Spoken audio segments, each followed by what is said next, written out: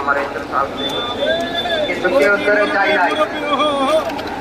আমার 2024 তারিখে আমি গুলি গাই আজকে সে 19 তারিখে এই 19 তারিখে জামাতের অ্যাম্বুলেন্সে নিয়ে আমার ঢাকা মেডিকেল পৌঁছে দেয়।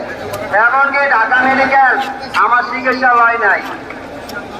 ঢাকা মেডিকেল 19 তারিখে আমার চিকিৎসা হয় না। পুলিশ কেস আমারে কিন্তু পালিয়ে দিয়ে দিচ্ছে। আমারে শুক্রবারে সন্ধ্যার সময় ঢুকাইছে ঢাকা মেডিকেল, কিন্তু আমারে পুলিশ কেসে এরা ঢুকাইতে পারতেছে না। থানা তো অরেঞ্জ করতে হবে, আর ওরা আমার ঢুকাইবো।